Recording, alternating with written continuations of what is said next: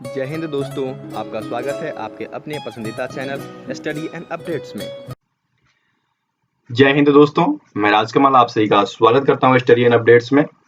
और आज का जो ये वीडियो है उसमें हम लोग इंडियन आर्मी टेक्निकल के प्रश्नोत्तर करने वाले हैं जो कि 2018 में पूछे गए थे। और इसके लिए मैक्सिमम मार्क्स आपको 200 दिए जाते हैं। पासिंग मार्क्स 80 होता है, नंबर ऑफ क्वेश्चन 50 होता है, ठीक है। और टाइम आपको 1 घंटा दिया जाता है। देखिए 2018 में 4 पार्टों में बांटा गया था और मैंने 2020 का ही पेपर कराया है, तो 2020 में ये 5 पार्टों में दिया गया है, ठीक है। तो क्या इंक्रीमेंट किया गया? पहले जीके 10 नंबर का आता था, वहीं अब क्या आता है, जीके 5 नंबर का आता है और 5 नंबर का रीजनिंग ऐड कर दिया गया, ठीक है। बस यहीं पर अंतर किया गया है, बाकी सभी चीजें सिमिलर है।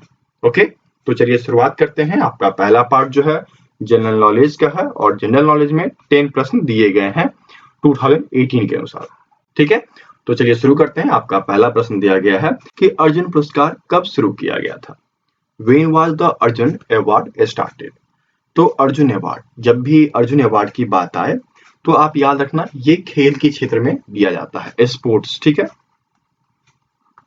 ये स्पोर्ट्स का अवार्ड है और ये 1961 में शुरुआत किया गया था, ठीक है। और ये खेल जगत में एक सम्मान की बात होती है, यह सबसे सर्वोच्चतम प्रदर्शन के लिए दिया जाता है। और किसके द्वारा दिया जाता है? रिपब्लिक ऑफ इंडिया अर्थात इंडियन गवर्नमेंट के द्वारा दिया जाता है।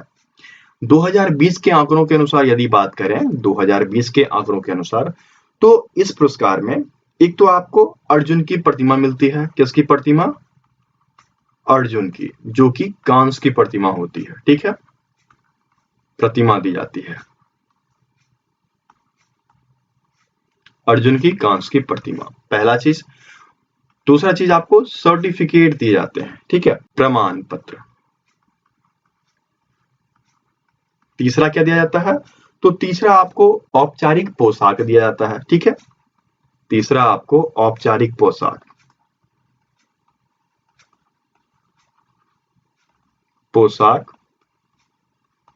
और चौथा जो कि सबसे महत्वपूर्ण है, और यह अगस्त 2020 में बढ़ाया गया, ठीक है। अगस्त 2020 से पहले 7.5 लाख रुपए मिलते थे, लेकिन अब इसको 15 लाख कर दिया गया, ठीक है। साथ में आपको 15 लाख रुपए जो है प्रदान किए जाते हैं। ये 4 चीजें हैं जो अर्जुन पुरस्कार के साथ दिया जाता है। और खेल रत्न, ठीक है, खेल में यदि हम पुरस्कार की बात करते हैं तो खेल रत्न भी आता है। और खेल रत्न में जो है अब आपको 25 लाख रुपए, ये सब अगस्त 2020 का आंकड़ा है। अगस्त 2020 के बाद जो है इनके नकदी पुरस्कार में बढ़ोतरी की गई है, ठीक है। तो ये इंपॉर्टेंट पॉइंट है, ये आपको याद रखना है। तो उत्तर आपका क्या हो जाएगा? बी हो जाएगा ना, 1961, ठीक है। ये आपका फर्स्ट का बी उत्तर हो गया। ओके, चलिए सेकेंड प्रश्न दिया गया है, भारत में केंद्र शासित प्रदेशों की कुल संख्या क्या है? देखिए केंद्र शासित प्रदेश, यूनियन टेरिटरीज की बात की गई है। और अभी जो है रिसेंटली कुछ ईयर में यूनियन टेरिटरीज 2-3 बार चेंज हो चुके हैं। अब कैसे कैसे चेंज हुए ये सब भी मैं चर्चा कर देता हूं। अभी जो है कुल 28 राज्य हैं, 28 राज्य एवं 8 केंद्र शासित राज्य, ठीक है, यूनियन टेरिटरीज। तो उत्तर आपका 2 का बी हो जाएगा। अब देखिए हुआ क्या था कि 31 अक्टूबर 2019, 31 अक्टूबर 2019 डेट याद रखना। इस डेट में क्या हुआ कि जब 370 हटाया गया एवं उसके बाद जम्मू एवं कश्मीर से लद्दाख को अलग कर दिया गया, तो फिर संख्या क्या हो गई? 9 हो गई थी, ठीक है, यूनियन टेरिटरी की। लेकिन फिर क्या हुआ कि जब दादर एवं नागर हवेली को दमन द्वीप के साथ मर्ज कर दिया गया, कब किया गया? नवंबर 2019 में, ठीक है। दादर एवं नागर हवेली एवं दमन एवं दीप के एरिया को मर्ज कर दिया गया, ठीक है। यहाँ पर मर्जिंग हुई और ये मर्ज हो गए। तो फिर 26 जैन 2020 के डाटा के अनुसार, ठीक है, कुल कितने यूनियन टेरिटरीज हो गए? 8 हो गए। केंद्र शासित प्रदेशों की संख्या 8 हो गया, ठीक है। आप याद कर लो, पहला आपका आता है अंडमान निकोबार, ठीक है। दूसरा आपका आता है चंडीगढ़, तीसरा आपका आता है दादर एवं नागर हवेली एवं दमन द्वीप। ठीक है, चौथा आपका आता है दिल्ली, पांचवा आपका आता है जम्मू एवं कश्मीर, छठा आपका आता है लद्दाख, सातवां आपका आता है लक्षद्वीप, आठवां आपका आता है पांडुचेरी। ठीक है, नोट डाउन कर लीजिएगा। ये 8 केंद्र शासित प्रदेश जो हैं 26 जनवरी 2020 के डाटा के अनुसार है। तो सेकंड का बी उत्तर हो गया। आगे बढ़े। अब देखिए आपका तीसरा प्रश्न दिया गया है, भारतीय संविधान के निर्माता कौन है। देखिए भारतीय संविधान की बात जब भी की जाए तो आप याद रखेंगे 26 नवंबर 1949 इस दिन हमारा जो संविधान है बनकर तैयार हो गया था और संविधान दिवस जो है 26 नवंबर के दिन हम मनाते हैं। लेकिन ये संविधान 26 जनवरी 1950 को लागू किया गया और संपूर्ण देश में लागू कर दिया गया। इस दिन बनकर तैयार हो गया, ठीक है, और ये लागू हो गया। बनने में कितना समय लगा? तो बनने में आपको 2 साल 11 महीना 18 दिन। ठीक है, 2 साल 11 महीना एवं 18 दिन लगा था संविधान को तैयार होने में। ठीक है, और संविधान को जो तैयार किया गया उसमें बहुत सारी समितियां बनाई गई। उन समितियों में जो ड्राफ्टिंग कमेटी थे, क्योंकि यहाँ पर बात जो की जा रही है वह ड्राफ्टिंग कमेटी की बात की जा रही है संविधान निर्माता के, तो इसके जो चेयरपर्सन थे वो थे आपके B.R. अम्बेडकर। ठीक है, तो यहाँ पर आपका थर्ड का बी उत्तर हो जाएगा कि डॉक्टर भीमराव अंबेडकर को संविधान का निर्माता कहा जाता है। क्योंकि ये ड्राफ्टिंग कमेटी के हेड थे इसलिए इन्हें संविधान का जनक भी कहा जाता है। ठीक है, संविधान का जनक भी कहा गया है इनको, डॉक्टर V.R. अम्बेडकर। ठीक है, भीमराव अंबेडकर। उसके बाद देखिए और भी समितियां थी, जैसे कि एक था संचालन समिति। ठीक है, जो संचालन समिति था, संचालन समिति, तो संचालन समिति के जो चेयरपर्सन थे वह थे डॉक्टर राजेंद्र प्रसाद। ठीक है, और एक था आपका संघीय संविधान समिति, तो संघीय संविधान समिति के चेयरपर्सन थे पंडित जवाहरलाल नेहरू। ठीक है, संघीय संविधान समिति। ठीक है, उसके बाद देखिए एक था आपका प्रांतीय संविधान समिति, प्रांतीय संविधान समिति, और इसके थे वल्लभ भाई पटेल। ठीक है, ये थे प्रांतीय, और डॉक्टर राजेंद्र प्रसाद संचालन, आज प्रसाद लिख देता हूं। ठीक है, राजेंद्र प्रसाद आप समझ जाना। एंड एक था आपका अल्पसंख्यक मामले, तो अल्पसंख्यक मामले के थे H.C. मुखर्जी। ठीक है, H.C. मुखर्जी। अल्पसंख्यक मामले क्या था? अल्पसंख्यक मामले के समिति के अध्यक्ष थे। और एक आपका रह गया था झंडा समिति, तो झंडा समिति के जो अध्यक्ष थे या फिर चेयरपर्सन कह लीजिए वो डॉक्टर राजेंद्र प्रसाद ही थे। तो कुछ ये समितियां बनी थी संविधान के निर्माण के समय। ठीक है, तो ये सभी चीजें आपको याद रखनी है। इन सभी के नोट्स आपको अवेलेबल करा दिए गए हैं, लिंक आपको दिया गया है, उस लिंक से आप खरीद सकते हैं, बाय कर सकते हैं, पढ़ सकते हैं। ठीक है, और ये जो सैंपल पेपर है इसका पीडीएफ बिल्कुल फ्री है, फ्री वाले लिंक पे जाइएगा, फ्री पीडीएफ के लिंक पे आपको ये पीडीएफ अवेलेबल है। ठीक है, तो वहां से आप इसे डाउनलोड कर लीजिएगा। चलिए आगे बढ़ते हैं। अगला प्रश्न जो आपका दिया गया है कि किस नदी को नमक की नदी कहा जाता है। देखिए यहाँ पर 4 ऑप्शन दिए गए हैं, गोदावरी, लूनी, कृष्णा एवं इनमें से कोई नहीं। तो आपकी जो लूनी नदी है, लूनी रिवर, लूनी नदी, इसको बोला जाता है नमक की नदी। क्यों बोला जाता है? क्या इसका पानी खारा ही निकलता है? नहीं, बिल्कुल भी नहीं। जब ये अरावली पर्वत के निकट से निकलती है, और आप कह लीजिए तो अजमेर में एक नाग पहाड़ी है। ठीक है, अजमेर के नाग पहाड़ी से ये निकलती है नदी, वहां पर इसका पानी मीठा होता है। और जब वो निकलती है तो दक्षिण पश्चिम क्षेत्र में बहती है। कहाँ बहती है? नागौर हो गया, पाली हो गया, मधेपुरा हो गया, इन सब जगह से गुजरती हुई राजस्थान में 330 किलोमीटर के आसपास ये राजस्थान में बहती है। और उसके बाद जब यह गुजरात में प्रवेश करती है और कच्छ के रण में जाकर मिल जाती है, तो कच्छ सागर मिलने से पहले एक जगह का नाम है, उसको बालोतरा कहा जाता है, ठीक है, बालोतरा, या इसका दूसरा नाम है वाडमेर। जब ये वाडमेर में आती है तब क्या होता है, इसका पानी जो है खारा होना शुरू हो जाता है। इस जगह में कुछ ऐसी बात है कि यहाँ पर आकर इसका पानी खारा हो जाता है। इसी वजह से इस नदी को नमक की नदी कहा गया है, ठीक है। तो उत्तर क्या हो जाएगा आपका, 4 का बी उत्तर हो जाएगा। मजा आ रहा पढ़ने में? मजा आ रहा तो अभी एक बार शेयर कीजिए अपने दोस्तों के बीच, ठीक है। चलिए आगे बढ़ते हैं। 5वां आपको दिया गया है भगवान महावीर का जन्म स्थल। तो भगवान महावीर के बारे में जब भी बातचीत की जाती है तो आपके दिमाग में क्या आता है, ये जैन धर्म के अंतिम एवं 24वें तीर्थंकर थे, ठीक है। और इनका जन्म जो है वह कुंडलपुर में हुआ है। कुंडलपुर, ये कुंडलपुर है कहाँ, तो ये वैशाली के क्षत्रिय जिले में है, ठीक है। वैशाली के क्षत्रिय जिले में कुंडलपुर नामक एक जगह है, वहां पर इनका जन्म हुआ था। और कह लीजिए तो 599 ईसा पूर्व इनका जन्म हुआ था, ठीक है। जैन धर्म के 24वें तीर्थंकर थे। तो उत्तर क्या हो जाएगा, 5 का बी हो जाएगा। 5 का बी हो गया, ठीक है। यहाँ पर इन ऑप्शनों से मुझे कुछ याद आ रहा है, चलिए मैं पूछ लेता हूं कि गौतम बुद्ध का जन्म कहाँ हुआ था। गौतम बुद्ध का जन्म कहाँ हुआ था, ठीक है। आप लोग इस प्रश्न का उत्तर कमेंट बॉक्स में कमेंट करेंगे।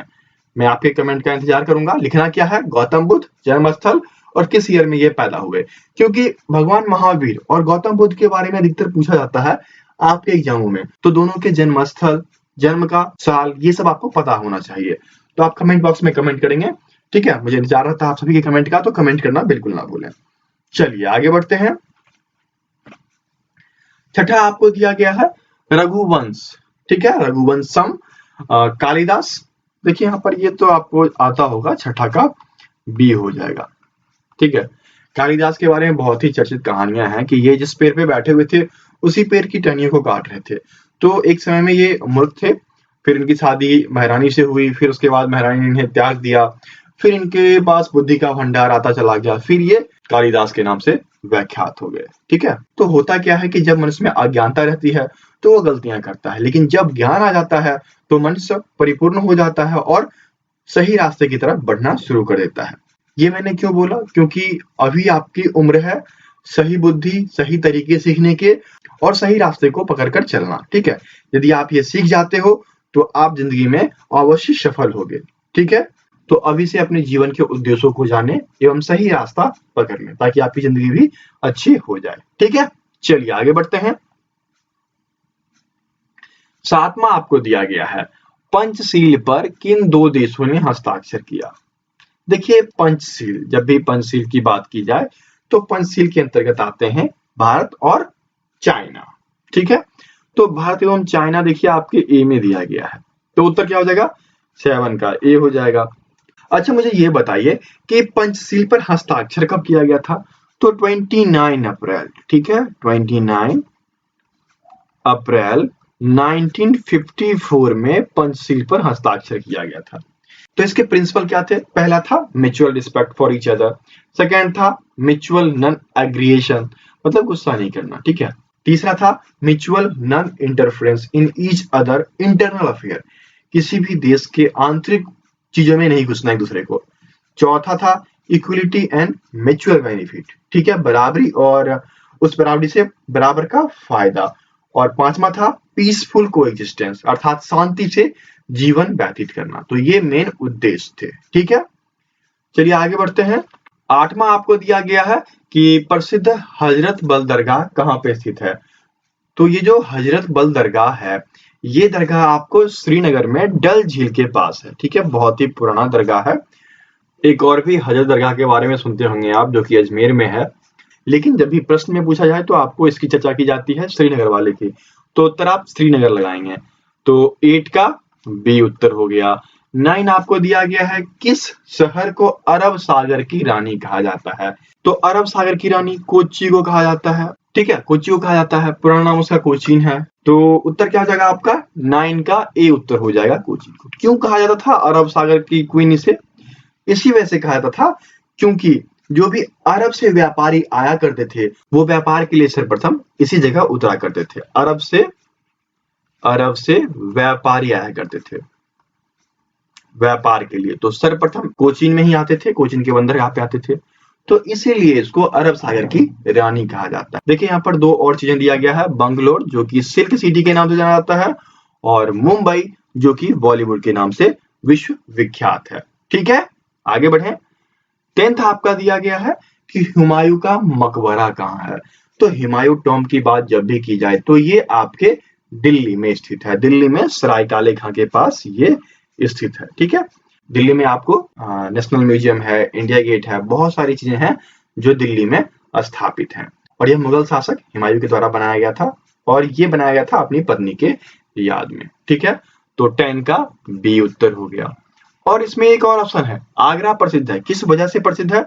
कमेंट बॉक्स में कमेंट कीजिए। यदि आप घूमने गए हैं तो आगरा में कुछ प्रसिद्ध है और वह किसने बनवाया, ये दोनों चीज आपको कमेंट बॉक्स में कमेंट करना है। ठीक है, तो अभी जीके के पोर्शन में मैंने आपको 2 क्वेश्चन एनालाइज किए हैं, देखते हैं 2 क्वेश्चन में आप कितने प्रश्नों का उत्तर दे पाते हो। ठीक है, तो इस प्रकार से आपका जीके यहाँ पर खत्म होता है। दोस्तों, आप सभी की सुविधाओं का ख्याल रखते हुए स्टडी अपडेट्स का एक फेसबुक ग्रुप बना दिया गया है। व्हाट्सएप ग्रुप पे कुछ लिमिटेड लोग ही जुड़ पाते हैं, वहां पर ज्यादा बच्चे नहीं जुड़ पाते हैं तो प्रॉब्लम होती है, बच्चे कमेंट करते हैं। इसलिए एक फेसबुक ग्रुप बना दिया गया है जो कि स्टडी एंड अपडेट्स के नाम पे है और इसका लिंक आपको डिस्क्रिप्शन बॉक्स में दिया गया होता है। ठीक है, आप यहाँ से जुड़ सकते हैं और आप यहाँ पर देख सकते हैं कि जो भी लेटेस्ट नोटिफिकेशन है वो यहाँ पर डाल दी जाती है ताकि आपको हर एक न्यूज मिल सके, एक भी मिस ना हो। क्योंकि बहुत बच्चे ऐसे होते हैं जो बोलते हैं सर आपके इस सेट का नोटिफिकेशन हमें नहीं मिला, तो उन्हीं सब वजहों से यह बनाया गया है ताकि आप लोग प्रत्येक चीजों का नोटिफिकेशन ले सकें। जो भी सेट डाली जाती है, जो भी जॉब्स आते हैं, ठीक है, मोटिवेशनल चीजें होती हैं, वो सभी आपको इस ग्रुप में दे दिया जाता है ताकि आप अपडेटेड रहें और प्रत्येक चीज को आसानी से प्राप्त कर सके। इसकी विशेषता क्या है ग्रुप की? यदि आप प्रैक्टिस सेट्स ढूंढ रहे हैं तो प्रैक्टिस सेट्स पे क्लिक करेंगे तो यहाँ पर आपको जो प्रैक्टिस सेट्स डाला गया है वो यहाँ पर दिखाई देगा। आप जाकर आसानी से उसके पीडीएफ डाउनलोड कर सकोगे। ठीक है, यदि जीके से रिलेटेड कोई चीज डाली जाती है, जीके पे क्लिक करोगे तो यहाँ पर आपको सभी चीजों का आइडिया लग जाएगा। ठीक है, तो बहुत ही आसान तरीकों से यहाँ से आप पीडीएफ के लिंक भी प्राप्त कर सकते हो, वीडियो के लिंक भी प्राप्त कर सकते हो और वीडियोज को आसानी से देख भी सकते हो। ठीक है, तो मैं आपसे आग्रह करूंगा कि फेसबुक ग्रुप पे आके जुड़िए, बहुत ही बेहतर होता है, सभी को एक बार में नोटिफिकेशन चली जाती है। ठीक है, तो जो ज्वाइन होना चाहते हैं लिंक डिस्क्रिप्शन बॉक्स में दिया गया है, आप वहां पर जाकर आसानी से ज्वाइन कर सकते हैं। ठीक है, जैसे ही आप लिंक पे क्लिक करोगे हमें रिक्वेस्ट आएगा, हम आपको अप्रूव कर दिया करेंगे और आप आसानी से ग्रुप में जुड़ जाओगे। ठीक है, चलिए आगे बढ़ते हैं। आपका जो सेकंड सेक्शन है वह है फिजिक्स, भौतिक विज्ञान का, और इसमें आपके 15 प्रश्न दिए गए हैं। ठीक है, और फिजिक्स का जो आपका पहला प्रश्न है 11, उसमें दिया गया है कि जब लाल रिबन हरी बल्ब के ऊपर बांधी जाती है तो कैसे दिखाई देती है? A red ribbon placed in green light will look. देखिए आपने पढ़ा होगा सब्ट्रैक्टिव कलर। ठीक है, क्या पढ़ा आपने? Subtractive colour. सब्ट्रैक्टिव कलर में आपने क्या पढ़ा कि 3 मुख्य कलर होते हैं। पहला तो आपका येलो होता है, दूसरा आपका कायन कहा जाता है, इसको CYAN। ठीक है, कायन, जिसको कि हम लोग ब्लू ग्रीन कहते हैं, ब्लू ग्रीन। और तीसरा आपका मेजेंटा होता है। इन कलर से बाकी कलर्स बनाए जाते हैं। ठीक है, जब येलो के ऊपर कायन जाता है तो वह ग्रीन बन जाता है, और जब ग्रीन बनता है तो ग्रीन आपका मिक्स होता है किसके साथ? रेड के साथ। आपका जो सेक्शन है ग्रीन का, उसके ऊपर क्या होता है कि रेड सेक्शन भी चला आता है, और जब ये दोनों मर्ज होते हैं तो ब्लैक रंग प्रोड्यूस करते हैं। ठीक है, यहाँ पर जो ये एरिया है ये पूरा का पूरा फिर ब्लैक हो जाएगा, ग्रीन और रेड, इट बिकम्स ब्लैक। ठीक है, तो जब भी एक हरे बल्ब के ऊपर लाल रंग की रिबन, या फिर आप देखे होंगे कि मरकरी के ऊपर या फिर ग्रीन बल्ब के ऊपर जब लाल रंग की पन्नी लगा दी जाती है तो ब्लैक लाइट करती है ना? तो उत्तर यहाँ पर आपका 11 का ए हो जाएगा, ब्लैक। ठीक है, चलिए आगे बढ़ते हैं। 12 आपका दिया गया है कि किसी ऊष्मा का स्थानांतरण उच्च ताप से निम्न ताप को जिसके अणु में वास्तविक द्रव्यमान गति द्वारा होता है। देखिए द्रव्यमान गति कह रहा मॉलिक्यूलर मोशन, ठीक है, एक्चुअल मास मोशन यहाँ पर कह रहा ना, तो एक्चुअल मास मोशन किसमें पॉसिबल है? लिक्विड में पॉसिबल है। और जब लिक्विड में क्या होता है? लिक्विड में आपका संवहन होता है, कन्वेक्शन होता है, ठीक है। बी, इसमें क्या होता है कि वस्तुओं में जो ट्रांसफर होता है हीट का वह यूजिंग मॉलिक्यूलर होता है, ठीक है। तो उत्तर आपका 12 का बी हो जाएगा। बाकी यहाँ पर संचलन दिया गया है, तो संचलन में क्या होता है? दो ठोस बॉडी आपस में कांटेक्ट में आते हैं या फिर उसी बॉडी के अंदर हीट ट्रांसफर किया जाता है, तो कंडक्शन कहलाता है।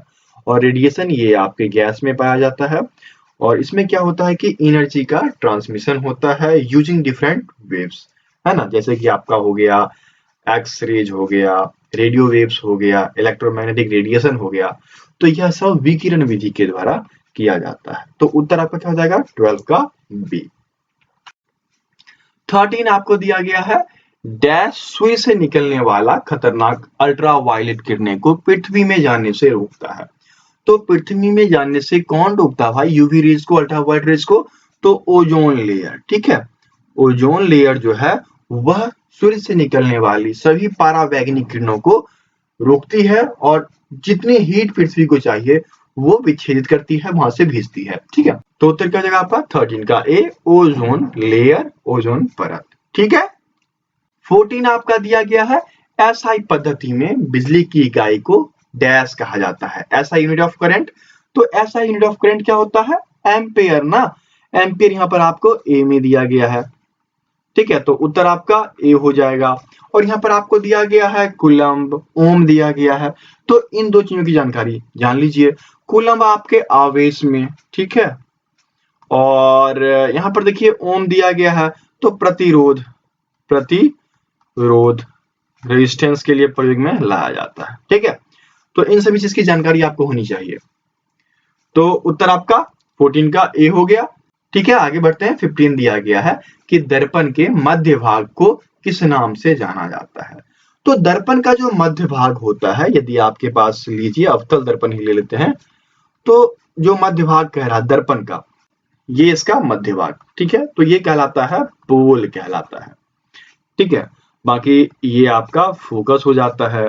तो यहाँ पर जो बातचीत की गई है मध्य भाग की, तो मध्य भाग पोल कहलाया, पोल आपके यहाँ पर बी में दिया गया है, तो 15 का बी हो जाएगा, ठीक है। आगे बढ़े। 16 आपको दिया गया है कि रॉकेट में प्रयुक्त विशेष प्रकार के ईंधन का नाम क्या है?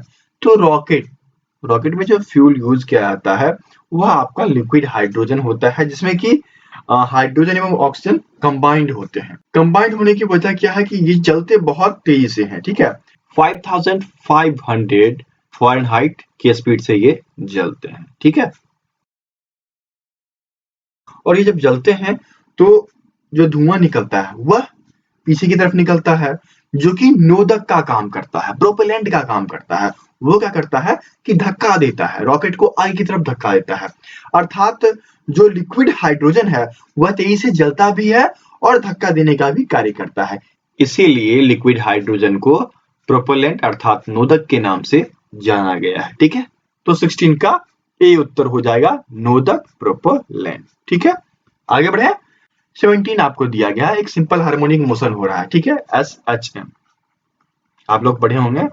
और इसमें कह रहा है कि जो बॉब है, बॉब का वेलोसिटी v है, और क्या कह रहा है कि समान लंबाई पर आयाम को दुगुना करने पर मध्यावस्था में वेग क्या होगा ये आपको निकालना है। तो आपको पता है जब मैक्सिमम वेलोसिटी होती है मीन पोजीशन पे, तो वहां पर v max क्या होता है? v max equals to AW। यहाँ पर A क्या होता है? एम्पलीट्यूड। W क्या होता है? फ्रीक्वेंसी, ठीक है। ये फ्रीक्वेंसी, ये एम्पलीट्यूड। और आप जानते हो W इक्वल्स टू क्या होता है? W equals to G/L, length हो जाता है। अब आपसे प्रश्न में कह रहा है कि आपका जो लेंथ है वह सिमिलर रहेगा। तो लेंथ सिमिलर रहेगा, इसका क्या मतलब हुआ?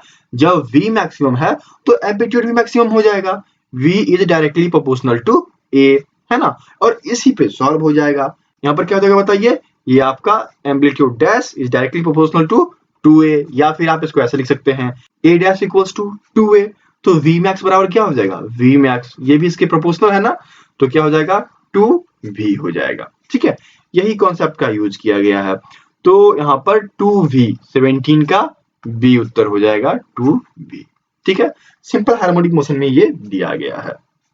चलिए आगे बढ़ते हैं। 18 दिया गया है, पृथ्वी की सतह पर पलायन वेग क्या होता है। देखिए पलायन वेग जो होता है ना, एस्केप वेलोसिटी, या आप कह लीजिए कि दो ग्रहों के बीच का, या तो सूर्य से सूर्य या सूर्य से पृथ्वी या पृथ्वी से चंद्रमा, इस प्रकार से होता है।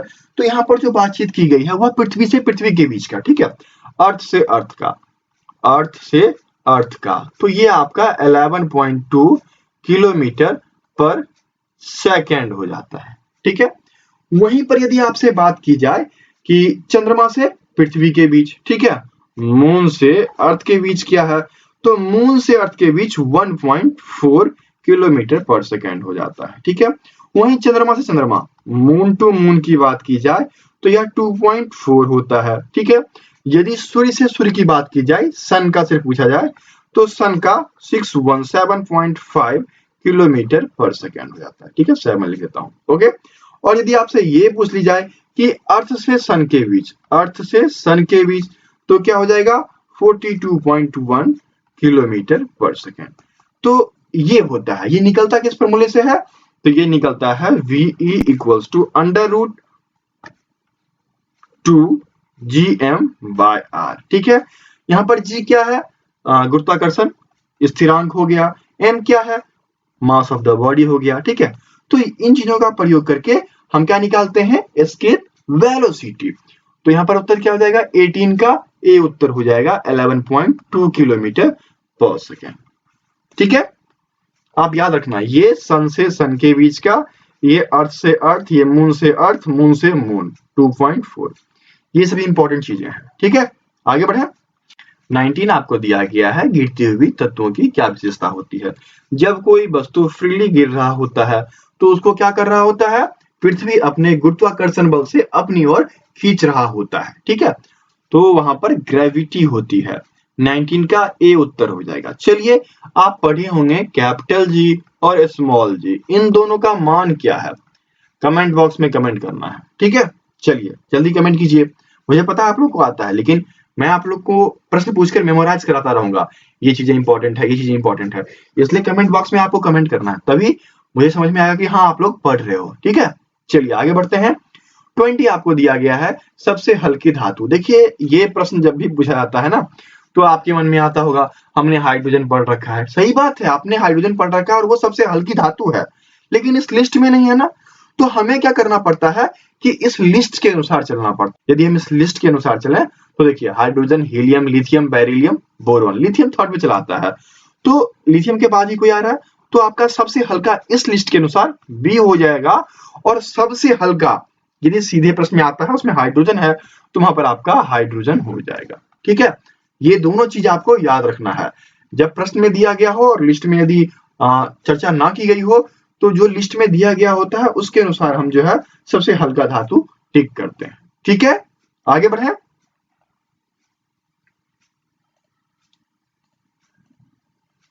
ट्वेंटी 21 दिया गया है कि एक विद्युत बल्ब है, इलेक्ट्रिक बल्ब है, उस पे अंकित किया गया है 220 वोल्ट और 100 वाट। अब क्या है कि इसको हम लोग 110 वोल्ट पर काम कराते हैं, वर्क करवाते हैं, तो ये कितनी पावर कंज्यूम करेगी, कितनी शक्ति कंज्यूम करेगी, ये हमें बताना है। देखिए इसके लिए आपको दो फॉर्मूले याद होने चाहिए। एक तो रेजिस्टेंस का आता है R इक्वल्स टू V²/P। ठीक है, तो यहाँ पर रेजिस्टेंस निकालने के लिए इसका प्रयोग करेंगे। तो V² कितना हो गया 220 का स्क्वायर, ठीक है, और पावर कितना हो गया 100। ये रेटिंग की चीज थी। अब सेकेंड चीज आपको आता है पावर निकालना, कितना कंज्यूम किया, तो इसके लिए इस फॉर्मूले का प्रयोग करो, P इक्वल्स टू V²/R। ठीक है, अब आपको V² पता है ना, 110 वोल्ट पे हम वर्क करा रहे हैं, तो यहाँ पर क्या हो जाएगा 110 वोल्ट का स्क्वायर बटे में क्या हो जाएगा R। तो R की वैल्यू क्या है, ये है ना, तो लीजिए 220 का स्क्वायर और बटे में 100। क्या हम इसको इस प्रकार से लिख सकते हैं 110 इंटू 110 बाई 220 इंटू 220 इंटू ये ऊपर आ जाएगा 100, ये 2 टाइम्स, ये 2 टाइम्स, ये 50 टाइम्स, ये 25 टाइम्स, अर्थात 25 वाट आ गया। Power consume by bulb equals to 25 watt. 21 का बी उत्तर हो जाएगा। चलिए आगे बढ़ते हैं। 22 दिया गया है कि डाइन पर सेंटीमीटर किसका यूनिट है? तो डाइन पर सेंटीमीटर पृष्ठीय तनाव सरफेस टेंशन का है, ठीक है। फोर्स का न्यूटन हो जाता है और वर्क का जूल हो जाता है, ठीक है। तो 22 का ए उत्तर हो गया। आगे बढ़िए। 23 दिया गया है किसी सेल का सही ईएमएफ। तो ईएमएफ जानने के लिए हम लोग पोटेंशियोमीटर का प्रयोग करते हैं। पोटेंशियोमीटर यहाँ पर आपको बी में दिया गया है, तो 23 का बी उत्तर हो जाएगा। और वोल्टमीटर वोल्टेज मीटर करने के लिए प्रयोग में लाते हैं। एम्पियर इलेक्ट्रिक करंट मीजर करने के लिए प्रयोग में लाते हैं, ठीक है। चलिए आगे बढ़ते हैं। प्रश्न दिया गया है कि दो रेजिस्टेंस है, एक 1 ओम का, ये दूसरा 2 ओम का, उसको पैरेलल कनेक्ट किया गया। इक्विवेलेंट रेजिस्टेंस क्या होगा? तो पैरेलल जब कनेक्ट किया था तो क्या होता है R1 into R2 bye R1 plus R2, है ना। R1 1 ओम, R2 2 ओम, क्या हो जाएगा 1 into 2 by 2 plus 1 that's equals to क्या हो जाएगा 2 बाय 3 ओम। या तो आपको 2 बाय 3 ओम ढूंढना है या फिर 1 इंटू 2 2 प्लस 1, ये आपको ए में दिया गया है। तो 24 का ए उत्तर हो जाएगा, है ना। आगे बढ़िए। 25 जो कि फिजिक्स का आखिरी क्वेश्चन है और इसमें दिया गया है नाभिकीय संलयन की क्रिया। तो नाभिकीय संलयन हाइड्रोजन बम में प्रयोग किया जाता है ना, न्यूक्लियर फ्यूजन। तो 25 का ए उत्तर हो जाएगा। तो इस प्रकार से आपका फिजिक्स यहाँ पर समाप्त होता है। किसी भी प्रकार का डाउट हो आप कमेंट कर सकते हैं, ठीक है। दोस्तों, आप सभी की सुविधाओं का ख्याल रखते हुए स्टडी एंड अपडेट्स अब व्हाट्सएप पे भी पीडीएफ प्रोवाइड करवाते हैं। यदि आप पीडीएफ वहां पर लेना चाहते हैं तो आप भुगतान करके पीडीएफ प्राप्त कर सकते हैं। इन 2 बुक्स के पीडीएफ आपको वहां पे प्राप्त होंगे व्हाट्सएप पे। देखिए, ये एसके पब्लिकेशन का है और इसमें 50 प्रैक्टिस सेट्स हैं, ठीक है। और इस 50 प्रैक्टिस सेट्स के पीडीएफ यदि आपको चाहिए तो आप प्राप्त कर सकते हैं व्हाट्सएप के माध्यम से, लेकिन उसका चार्ज आपको ₹55 पे करना पड़ेगा, ठीक है। यदि ₹55 पे करते हैं तो आपको इस बुक का पीडीएफ दिया जाएगा। और वहीं साथ में आपको देखिए अरिहंत का जो बुक है उसका पीडीएफ भी अवेलेबल है और इसमें आपको चैप्टर वाइज नोट्स दिए गए हैं, ठीक है। वो भी आप प्राप्त कर सकते हैं। यदि आपको चैप्टर वाइज नोट्स चाहिए प्रत्येक सब्जेक्ट का तो आप प्राप्त कर सकते हैं। उसके लिए ₹41 चार्ज रखा गया है। यदि आप 41 चार्ज पे करते हैं तो आपको इस बुक के पीडीएफ दिए जाएंगे, ठीक है। और इन दोनों बुक के साथ साथ यदि आप करंट अफेयर्स के पीडीएफ चाहते हैं, ठीक है, करंट अफेयर्स के पीडीएफ चाहते हैं तो 101 का पैकेज रखा गया है। यदि आप 101 पे करते हैं तो आपको रिसेंट का करंट अफेयर्स जो कि ₹30 का है वो भी प्रोवाइड करा दिया जाएगा, ठीक है। और उसके बाद कुछ बच्चे जो हैं जीके 1 लाइनर ढूंढते हैं तो वो भी हमारे पास अवेलेबल है, ₹35 है और इनके पेजों की संख्या 200 प्लस है, ठीक है। तो यदि आप व्हाट्सएप पे पीडीएफ लेने में इंटरेस्टेड हैं भुगतान करके तो आप व्हाट्सएप करेंगे 7979946092, ठीक है। लिखना क्या है Indian army technical paid PDF, ठीक है।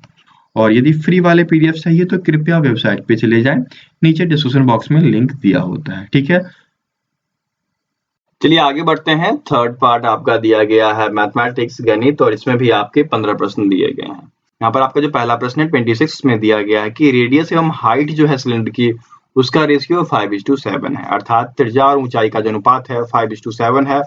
आयतन 550 सेंटीमीटर क्यूब है, तो इसकी त्रिज्या ज्ञात करें। सर्वप्रथम क्या करते हैं अनुपातिक राशि बराबर x मान देते हैं, ठीक है। तो यहाँ पर क्या हो जाएगा R/H = 5x/7x, ठीक है। ये अकॉर्डिंग टू क्वेश्चन। अब आगे बढ़िए। आप जानते हैं कि सिलेंडर का आयतन क्या होता है πr²h, है ना। और ये आपको दिया गया है 550 cm3। पाई की वैल्यू 22/7, आर की वैल्यू 5, ठीक है, इंटू 5 इंटू एच की वैल्यू 7 इक्वल्स टू 550। काटना शुरू करें, 7 से 7 कट गया, 11 2 जा 11 50 जा 2 25 जा 5 5 जा 5 1 जा, अर्थात x into x equals to 1, x cube equals to 1, x equals to क्या हो जाएगा अंडर क्यूब 1, वैल्यू 1 निकल कर चली आई। तो अनुपातिक राशि x जो है उसकी वैल्यू हमें 1 आ गई, अर्थात रेडियस 5x था तो 5 इंटू 1 इक्वल्स टू 5 आ गया, ठीक है। और ऊंचाई जो कि 7x है तो 7 इंटू 1 इक्वल्स टू 7। आपसे क्या पूछा है, फाइंड द रेडियस ना, तो रेडियस 5x 5 हो गया ना, 5 देखिए आपके सी में दिया गया है तो 26 का सी उत्तर हो जाएगा, ठीक है। 27 दिया गया है, दो इक्वेशन है, ये इक्वेशन रहा और दूसरा ये रहा। इसमें कह रहा है कि कॉमन रूट क्या है, तो सर्वप्रथम पहले तो रूट निकाल लेते हैं।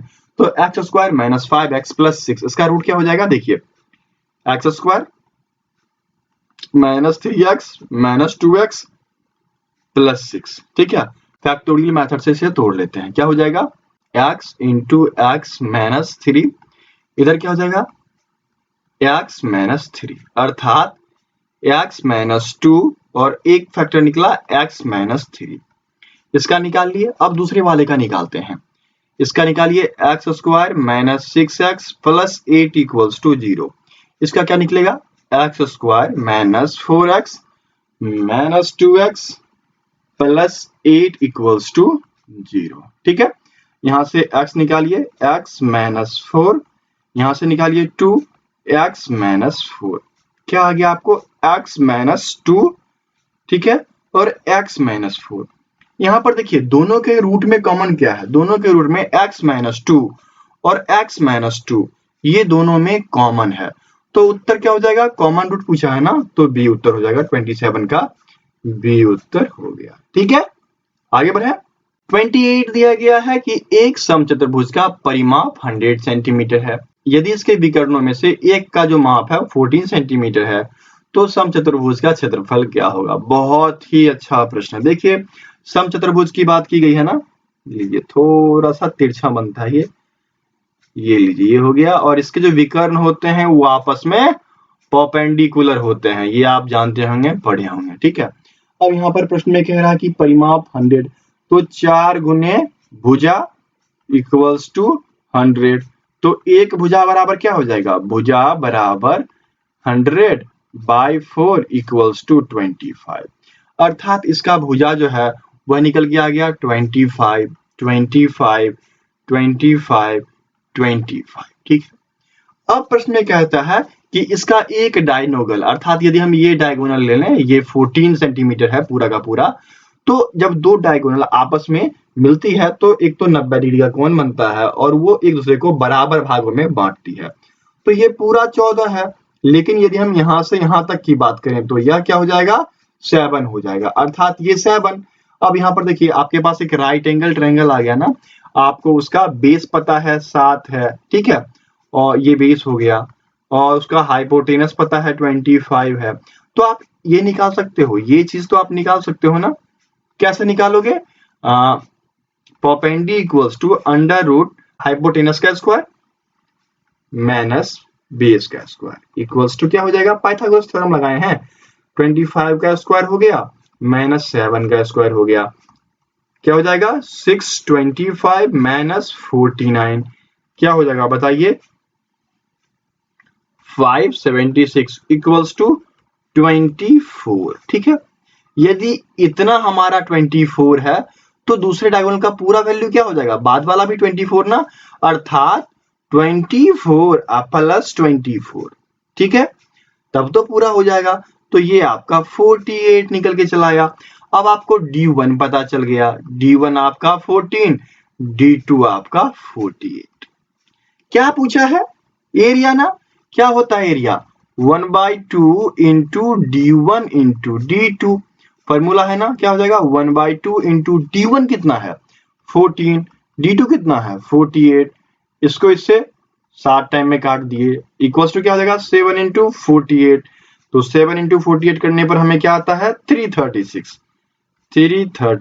सेंटीमीटर स्क्वायर, कहाँ दिया गया है 28 के सी में दिया गया है, तो 28 का सी उत्तर हो जाएगा। समझ गए होंगे प्रश्न, है ना। बहुत ही आसान तरीकों से इसे सॉल्व कर लेना है। आगे बढ़िए, प्रश्न कह रहा है कि एक वृत्त है, उसका हमें व्यास ज्ञात करना है, जिसका क्षेत्रफल 3850 वर्ग मीटर है। ये भी आसान प्रश्न है। हमें निकालना है व्यास, तो व्यास से पहले त्रिज्या निकाल लेंगे, त्रिज्या को दोगुना करेंगे, व्यास चलाएगा, क्योंकि d इक्वल्स टू क्या होता है, 2r होता है, तो हमें r तो निकालना पड़ेगा। और r कैसे निकलेगा, तो क्षेत्रफल के फॉर्मूले से। क्षेत्रफल कितना है, 3850, और इसका फॉर्मूला क्या होता है, पाई आर स्क्वायर। तो 3850 equals to 22/7 into r square. तो आर स्क्वायर बराबर क्या हो जाएगा, 3850 इंटू 7, क्रॉस मल्टीप्लीकेशन करते हैं, ये इधर आ गया, ये नीचे, बाय में 22। ठीक है, क्या यह कट सकता है, बिल्कुल कट जाएगा। ठीक है, काटिए, 11 2 जा कट गया, 11 3 जा, 11 5 जा 0। ठीक है, फिर काटिए, ये आपके 175। ठीक है, तो क्या आ गया आपको, r square equals to 175 into 7, और 25 इंटू 7 करें तो हमें क्या आता है, 175 ना, अर्थात r square equals to 5 into 7, इसको तोड़ दिया हमने गुणनखंड, इंटू 7, तो आर इक्वल्स टू क्या हो जाएगा, अंडर रूट 5 का स्क्वायर इंटू 7 का स्क्वायर। क्या निकल के आ गया, 5 इंटू 7 इक्वल्स टू 35। जब आपको त्रिज्या जो है 35 निकल कर आई है, तो व्यास क्या हो जाएगा, 35 into 2 meter equals to 70 meter निकल कर चला आएगा, जो कि यहाँ पर 29 के ए में दिया गया है, तो 29 का ए उत्तर हो जाएगा। ठीक है, मजेदार था प्रश्न, समझ में आ गया। आगे बढ़ सकते हैं। अगला प्रश्न आपका 30 दिया गया है, एक पॉलीगन है, उसका डायगोनल 44 है, तो उसका साइड क्या है। ठीक है, ये आपको बताना है, तो इसके लिए फॉर्मूला होता है n इंटू n माइनस 3/2, तो इसी में पुट कर दो, इक्वल्स टू डायगोनल निकल के चला आएगा। तो ये देखिए, यहाँ पर डायगोनल आपको 44 दिया गया है ऑलरेडी, तो यहाँ पर क्या हो जाएगा, ये इसके साथ मल्टीप्लाई हो गया, तो n into n minus 3 equals to 88। देखिए, ये हो गया n स्क्वायर माइनस 3n, और इसको इधर ले आइए, तो माइनस 88 इक्वल्स टू 0। ये एक इक्वेशन में आ गया, बस इस इक्वेशन का रूट निकालना है, इक्वेशन आपका सॉल्व हो जाएगा। तो इसको तोड़िए, n स्क्वायर माइनस 11n और plus 8n minus 88 equals to 0। तो n minus 11 plus 8 n minus 11 equals to 0। तो n प्लस 8 और n माइनस 11 दो रूट आपके आते हैं, तो इन दो रूट्स में से इसका वैल्यू क्या आया, n इक्वल्स टू माइनस 8 और n इक्वल्स टू 11। कभी भी निगेटिव वैल्यू कंसीडर नहीं की जाती, इसलिए साइड कितने होंगे, 11 हो जाएंगे, तो 30 का सी उत्तर हो जाएगा। ठीक है, बहुत ही मजेदार प्रश्न है, और ये लेवल अच्छा दिया गया है। 31 आपको दिया गया है, यदि एक बेलन की त्रिज्या दोगुनी हो जाए तो उसका आयतन कितना गुना बढ़ेगा। देखिए, त्रिज्या जब r होती है तो आयतन क्या होता है, पाई आर स्क्वायर एच। प्रश्न में कह रहा है कि त्रिज्या जो है दोगुनी, तो 2r जब हो जाएगा तो इसका आयतन पाई इंटू 2r का स्क्वायर एच, अर्थात pi 4r square h equals to 4 pi r square h. कितना गुना बढ़ा, तो अभी जो करंट निकला हुआ है 4 pi r square H, but पहले वॉल्यूम क्या था, पाई आर स्क्वायर एच, काट दिए, 4 गुना बढ़ गया ना, कहाँ दिया गया है 4 गुना, इनमें से कोई नहीं, डी ऑप्शन हो जाएगा। ठीक है, 32 आपको दिया गया है, एक साइकिल 12% लाभ पर बेची गई, यदि 800 रुपए में खरीदी गई हो, अर्थात सीपी साइकिल का हो गया 800 और प्रॉफिट परसेंट इक्वल्स टू 12%। तो सिंपल है ना, 800 plus 800 into 12/100, 800 plus 96 equals to 896। कहाँ दिया गया है, ए में, 32 का ए उत्तर हो गया। ठीक है, आगे बढ़िए। 33 दिया गया है, 449 का 70%, 449 इंटू 70/100, तो 70 इंटू 4.49 कर दीजिए, इक्वल्स टू 314.3। 314.3 आपके ए में दिया गया है, 33 का ए उत्तर हो जाएगा। ठीक है, चलिए आगे बढ़ते हैं। यहाँ पर सिंप्लीफिकेशन दिया गया है, बहुत ही आसान है। ये हो गया 8 इंटू 6 इंटू 2/3 और भाग है, इसको चेंज करेंगे तो 9/4 इंटू 2/3। देखिए 3 3 जा 2 2 जा क्या आ गया 8 इंटू 6 इंटू 3/2 इंटू 2/3। ये इससे कट गया, ये इससे कट गया। 8 इंटू 6 48। क्या उत्तर हो जाएगा? इनमें से कोई नहीं, डी। ठीक है, चलिए आगे बढ़ते हैं। 35 बहुत ही इंटरेस्टिंग प्रश्न है कि दो घन है। प्रश्न में पहले ही कह दिया गया है दो घन है, जिसमें से प्रत्येक का आयतन 64 सेंटीमीटर है। यदि एक घन का आयतन 64 सेंटीमीटर है तो उसकी भुजा क्या हो जाएगी? भुजा बराबर under cube 64 equals to 4 centimeter हो जाएगी। ठीक है, यदि एक की भुजा 4 सेंटीमीटर है, ठीक है, क्यूब आपके पास 2 है, तो वह एक क्या हो जाएगा? बड़ा वाला घनाभ बन जाएगा ना, बड़ा वाला घनाभ बन गया। जब यह दो पार्ट आपस में जुड़ जाएगा 4 + 4, ठीक है, क्योंकि आपको मैं दिखा देता हूँ विजुअलाइज करके। ये 4, ये 4, तो इसकी लंबाई 8 हो गई और चौड़ाई एवं ऊंचाई तो उतनी ही रही ना। तो चौड़ाई एवं ऊंचाई, ब्रेथ एवं हाइट इक्वल्स टू 4 सेंटीमीटर। अब प्रश्न में क्या पूछ रहा है कि सरफेस एरिया ना, है ना, पृष्ठीय क्षेत्रफल क्या होगा बताइए? इसका फॉर्मूला होता है ना 2 into l b plus b h plus h l. ये सरफेस एरिया होता है ना, तो इसमें पुट कर दो 2 इंटू एल बी 8 गुने 4 प्लस 4 गुने 4 प्लस 4 गुने 8, है ना। क्या हो जाएगा 2 इंटू 32 प्लस 16 प्लस 32। इन सब का सम करो 2 इंटू 80 इक्वल्स टू 160। 160 आपके ए में दिया गया है, तो 35 का ए उत्तर हो गया। ठीक है, बहुत ही अच्छा प्रश्न था। चलिए आगे बढ़ते हैं।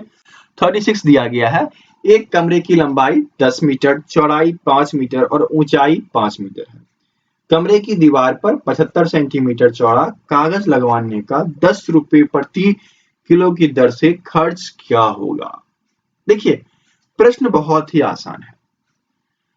इसमें क्या करना पड़ेगा आपको? जैसे हमने घनाभ के लिए सरफेस एरिया निकाला, उसी प्रकार से रूम का निकाल देंगे, क्योंकि रूम भी तो घनाभाकार होता है।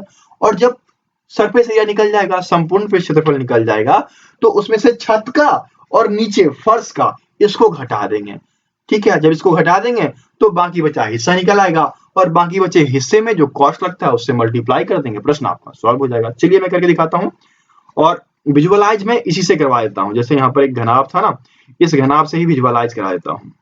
ओह सॉरी, घनाभ बनाना पड़ेगा। चलिए बना ही देते हैं। ये लीजिए आपका एक घनाभ, ये एक रूम है। इस रूम में क्या है कि फर्श हमें छोड़ देना है और छत हमें छोड़ देना है। इसके 4 दीवार, 1 2 3 4, 4 दीवार है। चारों दीवार पे हमें क्या करना है? चौड़ी कागज लगवाना है। तो संपूर्ण पृष्ठ क्षेत्रफल का फॉर्मूला क्या होता है? 2 into l b plus b h plus h l. इसमें क्या करेंगे? छत का क्षेत्रफल और फर्श का क्षेत्रफल ये दोनों घटा देंगे, तो 2 इंटू एल इंटू बी।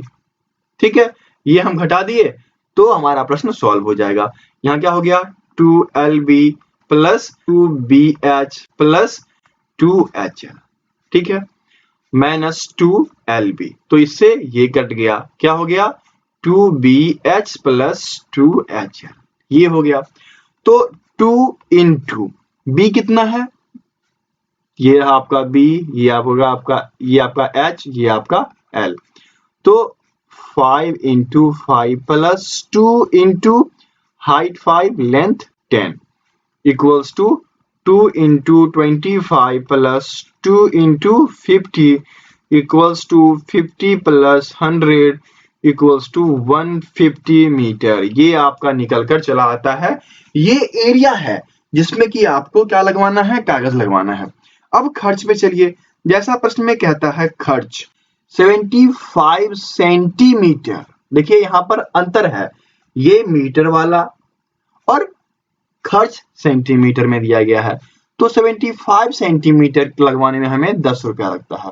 तो 1 सेंटीमीटर लगवाने में 10/75 हमें क्या है 150 मीटर ना, क्या इसको चेंज कर सकते हैं सेंटीमीटर में, 150 meter into 100 centimeter equals to centimeter हो जाएगा। तो 10/75 इंटू 150 इंटू 100 ये आपके 2 टाइम्स में, ठीक है, अर्थात 2 इंटू 10 इंटू 100 इक्वल्स टू 2000 निकल के आता है, अर्थात कुल खर्च 2000 रुपये होगा। तो 36 का बी उत्तर हो जाएगा। बहुत ही अच्छा उम्दा प्रश्न, वीवीआई टाइप का, ठीक है, बहुत ही मजेदार प्रश्न लगा मुझे ये, ठीक है। चलिए आगे बढ़ते हैं। 37 दिया गया है cos 70 cos 40 sin 70 sin 40, ये तो फॉर्मूला है उसमें पुट कर दो। ये हो गया आपका cos A cos B plus sin A sin B equals to क्या हो जाता है cos A माइनस B। तो cos 70 माइनस 40 क्या आ जाएगा cos 30 degree. cos 30 equals to क्या होता है √3/2 हो जाता है। √3/2 आपके ए में दिया गया है, तो 39 का ए उत्तर हो गया। ठीक है, आगे बढ़े।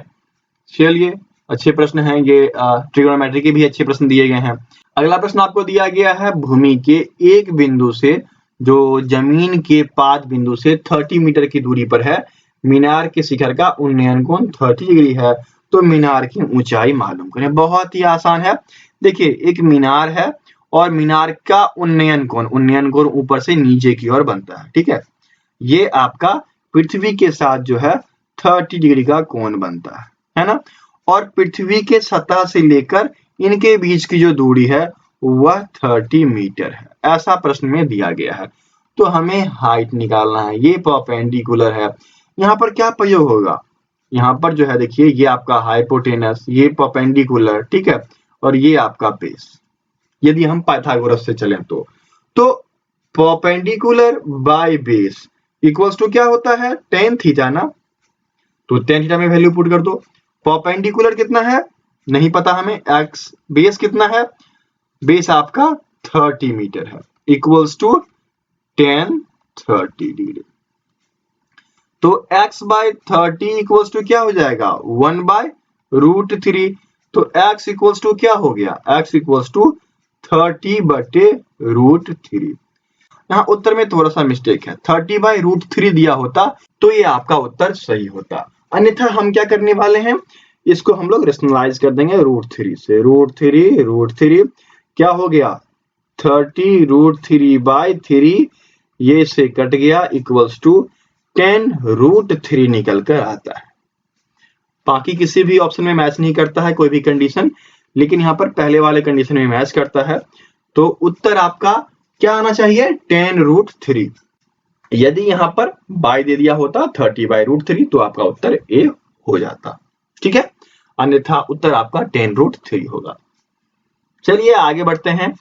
39 दिया गया है 3% प्रति वार्षिक दर से ब्याज 36 रुपया है, तो 3 वर्ष का मूलधन क्या होगा। बहुत ही आसान है ना, ऐसा का फॉर्मूला लगाओ, 36 इक्वल्स टू मूलधन गुने समय गुने दर बटे 100। तो मूलधन बराबर क्या हो जाएगा 3600/3 इंटू 3 इक्वल्स टू, ये आपका देखिए 3600/9, ये काटिए 400 रुपीज। कहाँ दिया गया है ए में, 39 का ए उत्तर हो गया। ठीक है, आगे बढ़े। 40 और ये आपके मैथ का आखिरी प्रश्न दिया गया है कि 25/81 और इसका हमें 1/2 बताना है। तो 25/81 और इसका 1/2 कहने का क्या मतलब हुआ, ये 5 का स्क्वायर होता है, ये 9 का स्क्वायर होता है, ये 1/2 हो गया। इसको और सरल कर लो, 5/9 पावर 2 इंटू 1/2, ये इससे कट गया तो 5/9 निकल के आएगा। कहाँ दिया गया 5/9 बी में, तो 40 का बी उत्तर हो जाएगा। ठीक है, आगे बढ़े। और आपके प्रश्नोत्तर का आखिरी पार्ट केमिस्ट्री, और इसमें आपके 10 प्रश्न दिए गए हैं और अभी भी 10 प्रश्न ही पूछे जाते हैं, क्योंकि 2 प्रीवियस ईयर पेपर में ये लगाकर बना चुका हूं आप लोग के लिए। तो इन सभी में जो प्रश्न का तरीका रहा वो सब भी वर्णन मैं करता गया हूं। 41 दिया गया है कि परमाणुओं में एक जैसा डैश होता है तो उसको आइसोटॉप बोलते हैं। आइसोटॉप बोलने में क्या होता है कि सेम नंबर ऑफ प्रोटॉन होना चाहिए, ठीक है, प्रोटॉन सेम होता है लेकिन न्यूट्रॉन अलग अलग होता है, और प्रोटॉन के साथ साथ एटॉमिक नंबर ये भी सेम हो जाएगा, ठीक है। अब कैसे ये दिखाते हैं, जैसे हमने लिया कार्बन 12 C12 ले लिया, कार्बन 13 ले लिया, कार्बन 14 ले लिया। इसमें मास नंबर जो है, मास नंबर ये 12 हो गया, 13 हो गया, 14 हो गया, लेकिन एटॉमिक नंबर क्या होगा? एटॉमिक नंबर तो आपका वही रहेगा 6 6 6।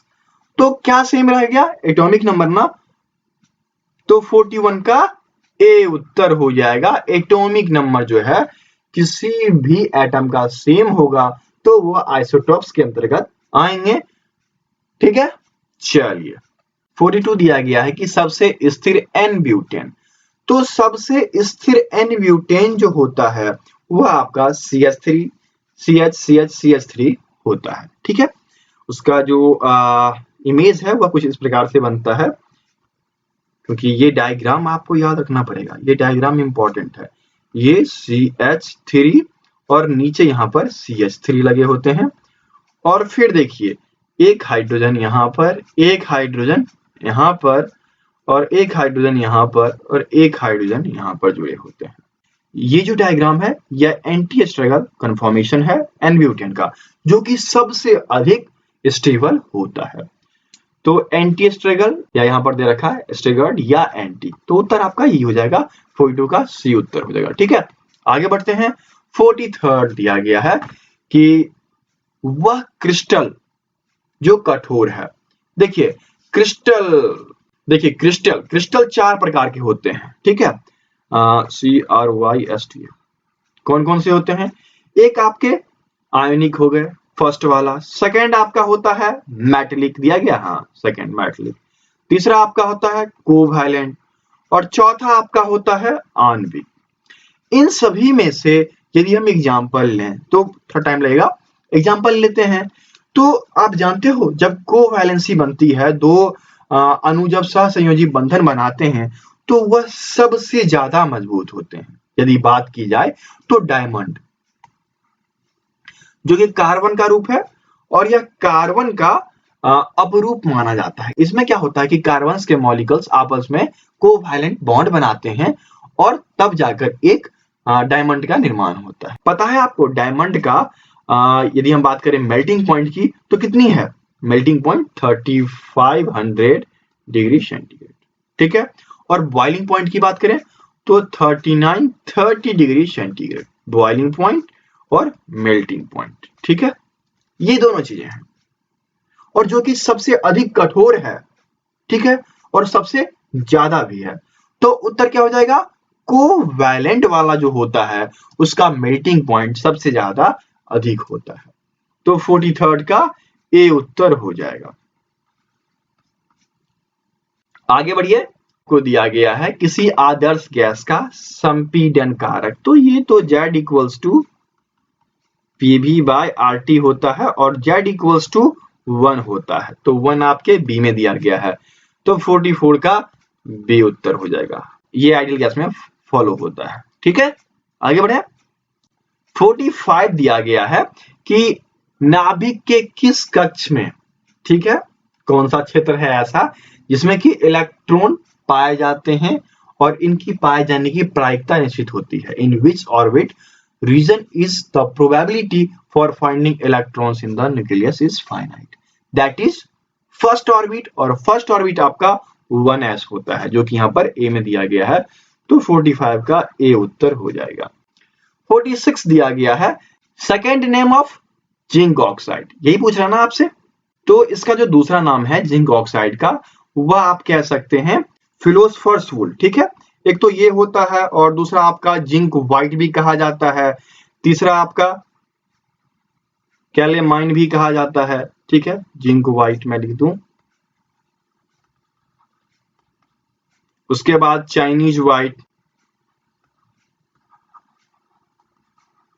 ठीक है। ये 4 नेम हैं जो जिंक ऑक्साइड के लिए प्रयोग में लाए जाते हैं। तो यहाँ पर आपका एक दिया गया है, तो 46 का ए उत्तर हो जाएगा। 47 दिया गया है कि रासायनिक समीकरण में एरो का प्रयोग तो गैस के लिए क्या आता है, ये तो सबको पता है, ठीक है। तो 47 का ए उत्तर हो जाएगा। अब 48 दिया गया है, देखिए 48 में बोरोन, कार्बन, नाइट्रोजन, फ्लोरीन और सिलिकॉन। यहाँ पर सभी क्या है, 13, 14, 15 और 15th ग्रुप के मेंबर हैं। यदि हम बोरोन की बात करें तो बोरोन पी ब्लॉक में तो सारे, यहाँ पर पी ब्लॉक के सारे एलिमेंट हैं, सारे पी ब्लॉक एलिमेंट हैं। और पी ब्लॉक के यदि हम बात करें तो ये 13 पे आता है बोरोन, ठीक है। और ये देखिए कार्बन 14 पे आता है और 14 में यह सेकेंड पीरियड में आता है। उसके बाद देख लीजिए नाइट्रोजन जो कि 15th ग्रुप में आता है और ये 15th के सेकेंड पीरियड में आता है। उसके बाद फ्लोरीन दिया गया है, तो फ्लोरीन जो है यह भी 15th में आता है, 15th ग्रुप में, और ये 15 ग्रुप के सेकेंड पीरियड में आता है, ठीक है। वहीं पर सिलिकॉन दिया गया है, तो सिलिकॉन जो है यह आपके 14th ग्रुप में आता है और 14th के ये सेकेंड पीरियड में आता है, ठीक है।